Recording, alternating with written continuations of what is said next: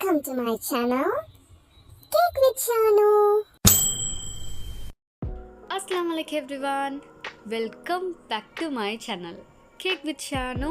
இன்றைக்கி இந்த சேனலில் நான் உங்களோட ஷேர் பண்ண போகிறது நல்ல டேஸ்டியான குல்ஃபி கேக் ரெசிபி தான். குல்ஃபி பிடிக்காதவங்களே இருக்க மாட்டோம். அதுவும் கேக்கில் குல்ஃபியோட ஃப்ளேவர் கொடுத்தா சொல்லவே தேவையில்லை. கட்டாயமாக இதை உங்களோட வீட்டில் ட்ரை பண்ணி பாருங்கள். வழமை போல் சிம்பிளான மெத்தடில் தான் இந்த ரெசிபியை நான் உங்களுக்காக ஷேர் பண்ணியிருக்கேன். இனி இதை எப்படி செய்யலாம்னு தான் வாங்க பார்க்கலாம்.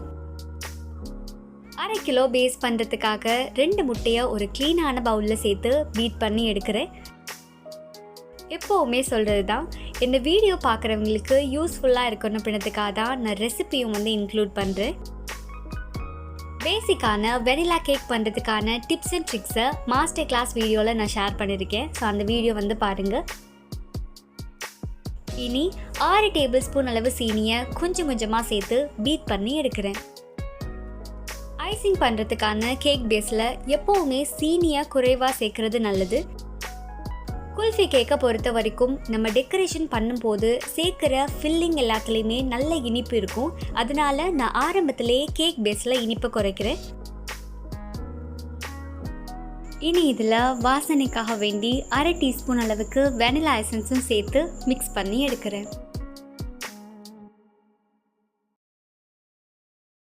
2 டேபிள் ஸ்பூன் அளவுக்கு மெல்ட் பண்ணின பட்டர் அல்லது ஆயில் சேருங்க. நீங்கள் ஆயில் சேர்க்குறீங்களா இருந்தால் வாசனை இல்லாத ஆயிலாக இருக்கணும்.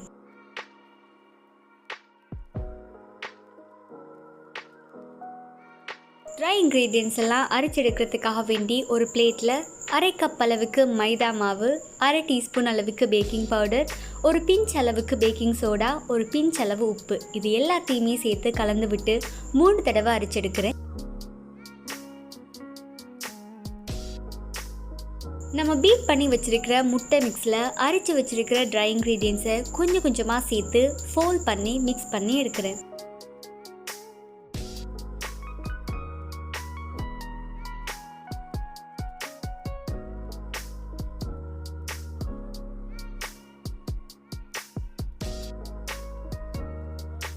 சிக்ஸ் இன்ச் ட்ரேயை ஆயில் போட்டு க்ரீஸ் பண்ணி வச்சுருக்கேன். இதில் நம்ம ரெடி பண்ண கேக் பட்டரை உள்ளே சேர்த்து பேக் பண்ண வேண்டியதுதான்.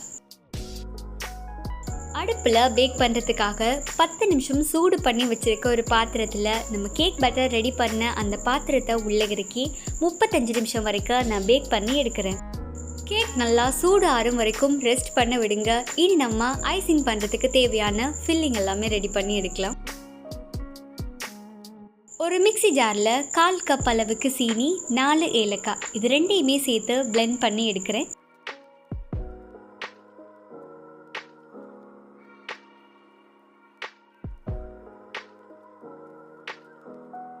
இனி ஒரு பேனில் 1 கப் அளவுக்கு பால் சேர்க்குறேன். அடுத்ததாக நம்ம பிளெண்ட் பண்ணி வச்சுருக்கிற சீனி ஏலக்காய் மிக்ஸையும் சேர்க்குறேன்.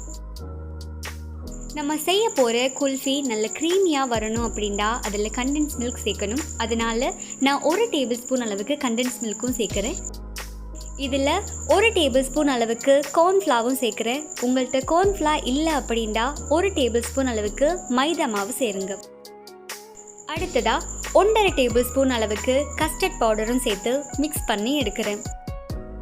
குல்ஃபி கேக்குக்கான ஃபில்லிங் தான் நம்ம இப்போ ரெடி பண்ணுறோம்.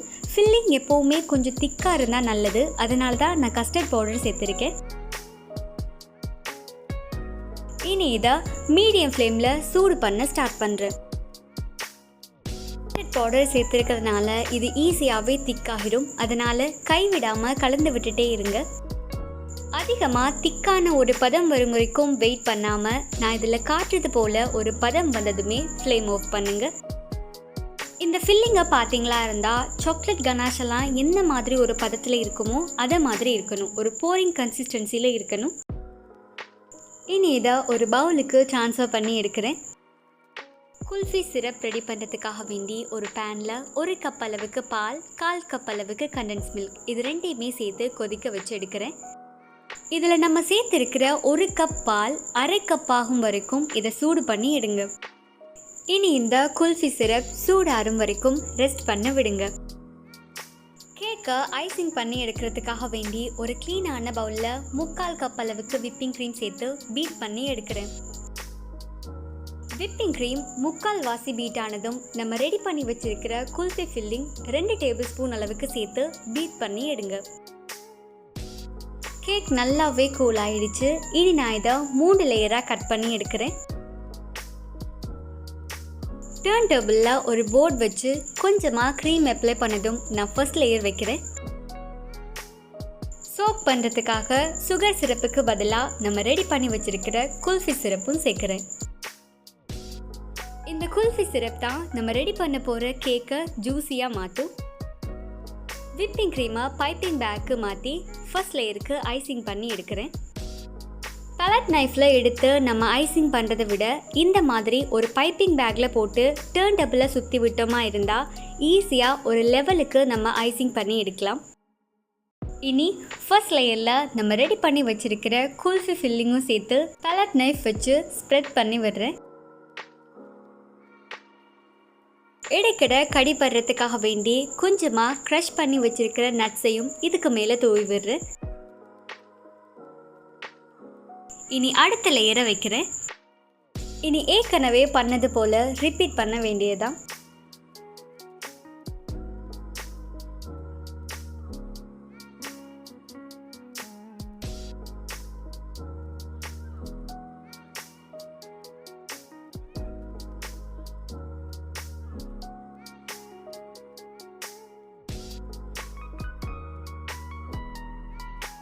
மூன்றாவது லேயரை தனியாக சோக் பண்ணி எடுத்த பிறகு அதை திருப்பி வச்சு நான் மேலே ஐசிங் பண்ணி எடுக்கிறேன். சைடில் இருக்கக்கூடிய எக்ஸ்ட்ரா க்ரீம் எல்லாத்தையுமே பலட் நைஃப் வச்சு ஷேப் பண்ணி எடுக்கிறேன்.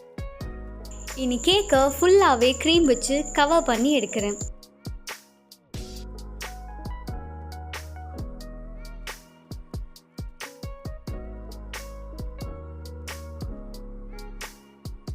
கேக்கை கவர் பண்ணுறதுக்கு முதலாவது ஒரு கோட்டிங் கொடுக்கணும். அதுக்காக ஃபர்ஸ்ட் கோட்டிங் கொடுத்து நான் கொஞ்ச நேரம் ஃப்ரிட்ஜில் வச்சு எடுத்த பிறகு செகண்ட் கோட்டிங் கொடுக்குறேன்.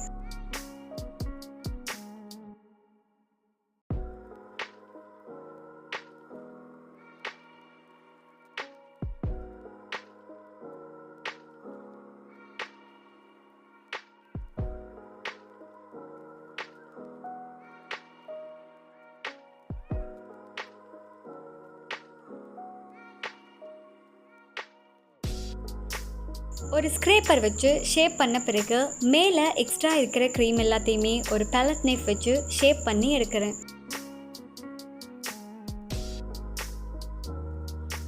இனி இந்த கேக்கை அரை மணித்தியாலும் சரி ஃப்ரிட்ஜில் வச்சு செட் பண்ணி எடுங்க.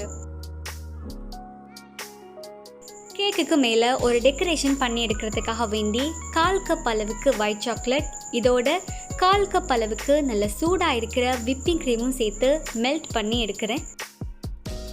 சூடான விப்பிங் க்ரீம் சேர்க்கும் போது ஈஸியாகவே மெல்ட் பண்ணி எடுக்கலாம். அப்படி இல்லைன்னா டபுள் பாயில் மெத்தடில் மெல்ட் பண்ணி எடுங்க. மிகுதியாக இருக்கிற குல்ஃபி ஃபில்லிங்கில் நம்ம மெல்ட் பண்ணி எடுத்த ஒயிட் சாக்லேட்டையும் சேர்த்து மிக்ஸ் பண்ணி எடுங்க.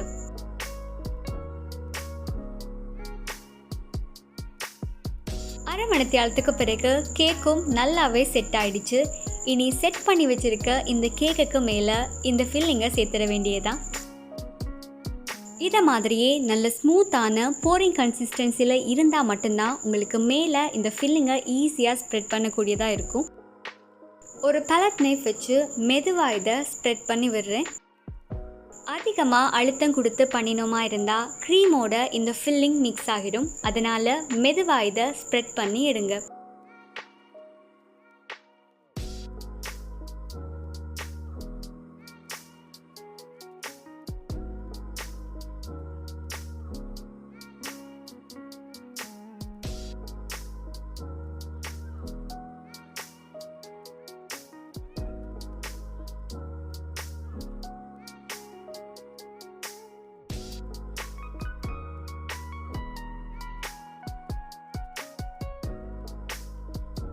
போர்டை க்ளீன் பண்ண பிறகு உங்கள்கிட்ட என்ன நட்ஸ் இருக்கோ அதை கொஞ்சமாக க்ரஷ் பண்ணி எடுத்து மேலே தூவி விடுங்க.